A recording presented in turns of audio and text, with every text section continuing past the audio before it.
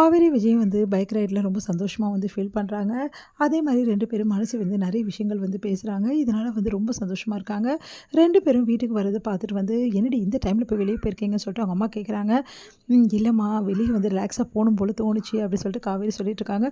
2 பேரும் எப்படிலாம் ஜோடியாக ஜாலியாக சுற்றுறாங்க. ஆனால் இந்த மனுஷன் எங்கே போனார்னு தெரியல. எப்போ பார்த்தாலும் வெளியே போயிடுறாரு. என்னை கண்டுக்கவே மாட்டார். எல்லாம் என் தலை எழுத்து. இவன் மட்டும் எப்போவுமே சந்தோஷமாக இருக்கா அப்படின்னு சொல்லிட்டு கங்கா காவேரி பார்த்து பயங்கரமாக பொறாமப்படுறாங்க. வளகாப்புக்கான எல்லா வேலையுமே பார்த்து எல்லாருமே செஞ்சுட்ருக்காங்க. அப்போ காவேரி கிட்ட அவங்க அம்மா புடவையெல்லாம் கட்டி டைம் ஆகிடுச்சுல, எல்லோரும் வர ஆரம்பிச்சிடுவாங்க அப்படின்றாங்க. சரிம்மான்னு சொல்லிட்டு அக்கா கிளம்பிட்டாளா, அதான் மேக்கப் ஆர்டிஸ்ட் வர வச்சுருக்கலாமா, அவங்க பார்த்துப்பாங்கம்மா எல்லாமே. ஏன்டி புடவை கூட அவங்க கட்டி விடுவாங்க, எல்லாமே பண்ணி விடுவாங்கம்மா, எந்த பிரச்சனையும் கிடையாது.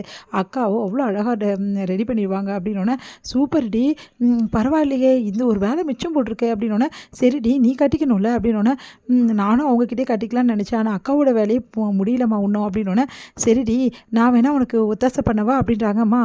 உனக்கே 1008 வேலை இருக்கா, அதெல்லாம் போய் பாரு, நானே பார்த்துக்கிறேன்னு சொல்லிட்டு காவேரி உள்ளே போகிறாங்க. புடவையை கட்டி பார்க்குறாங்க. காவேரியால் கட்டவே முடியல. வயிறு வேறு பெருசாக இருக்குது, கீழே குடிஞ்சு மடிக்கவும் முடியல. என்ன தான் பண்ணுறது ஒன்றும் புரியலையேன்னு சொல்லிட்டு காவேரி பயங்கரமாக ஒன்றும் புரியாமல் அப்படின்னு நின்றுட்டுருக்காங்க.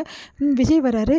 என்ன காவேரி இது புடவை இன்னும் கட்டலையா, போங்கங்க, என்னால் புடவை கட்டவே முடியல, நானும் குனிஞ்சு பார்க்குறேன், வயிறு இருக்கிறதால கீழே குனிஞ்சு என்னால் கட்டவும் முடியல, அதே டைமில் மடிப்பும் சரியாக வரமாட்டேங்குதுங்க, என்ன பண்ணுறதுன்னு தெரியலங்க அப்படின்றாங்க. இவ்வளோ தானே காவேரி, உனக்கு நான் கட்டி விடுறவா அப்படின்னு. நீங்களா போங்கங்க, எனக்கு வெக்கமாக இருக்குது. ஏய் உனக்கு ஞாபகம் இல்லையா, கல்யாணம் நான் புதுசில் ஒரு வாட்டி நான் கட்டி விட்டேன்ல, மறந்து போயிட்டேன் நீ அப்படின்னோடனே. அது எப்படி மறப்பேன், ஞாபகம் இருக்குது, இருந்தாலும் இப்போ எனக்கு வயிறு பெருசாக இருக்குல்ல, உங்களால் சரி வேறு கட்டி வர முடியுமா, இந்த டைமில் தான் புடவையை லூஸாக கட்டணும், இந்த மாதிரி டைட்டாலாம் கட்டக்கூடாது, முதல்ல இப்படியா டைட்டாக போடுவேன் எல்லாத்தையும் அப்படின்னு சொல்லிட்டு ஃபுல்லாக லூஸ் பண்ணி விடுறாங்க. அடுத்து சாரீ அவ்வளோ அழகாக மடிப்பாக கட்டி விடுறாரு. சூப்பராக அப்படியே மடிப்பெல்லாம் வச்சு அவ்வளோ அழகாக கட்டி. ஏங்க உண்மையிலேயே உங்களுக்கு புடவை கட்டுறதுக்கு கிரேட்டாக ஒரு அவார்ட் கொடுத்துடலாங்க அப்படின்னு சிரிக்கிறாங்க.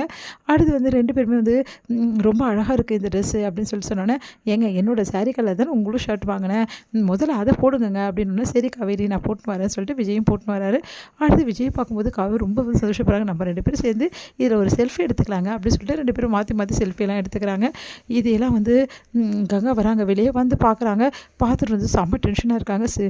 இவன் மட்டும் ஜாலியாக சந்தோஷமாக இருக்கா, என் புருஷனை ஆளே காணோம், டைம் வேறு ஆகுது, எல்லோரும் வராங்க, ஆனால் இவர் நைட்டும் பகலமாக என்ன தான் பண்ணிகிட்ருக்காருன்னு ஒன்றுமே புரியல அப்படி சொல்லிட்டு செம்மையாக கடுப்பாராங்க. என்னவா இவர் இன்னும் வரல, தம்பி இப்போ வந்துருமா, ஃபோன் பண்ணிச்சு, எந்த பிரச்சனையும் இல்லை அப்படின்னோடனே அப்படியே கங்கா கடுன்னு இருக்காங்க. இங்கே காவேரி விஜய் எல்லாத்தையும் எடுத்து வச்சுட்ருக்காங்க. 2 பேருக்கும் என் கண்ணே பற்றும், 2 பேரும் அம்புட்டு அழகாக இருக்கீங்க அப்படின்னு சொல்லிட்டு நம்ம சாரதா என்ன பண்ணுறாங்க, காவேரிக்கும் விஜய்க்கும் கையாலே அப்படியே சுற்றி போடுறாங்க. இதெல்லாம் பார்த்த கங்காவுக்கு இன்னமும் வயிறு எரியுது, தாங்கிக்கவே முடியல. இன்னும் இவர் வரல, இங்கே எனக்கு வளகாப்பா இல்லை இவளுக்கு வளகாப்பான்னு தெரியலையே, இவளுக்கு தான் மெயினாக பார்க்குறாங்க, இவளுக்கு தான் சுற்றியும் போடுறாங்க.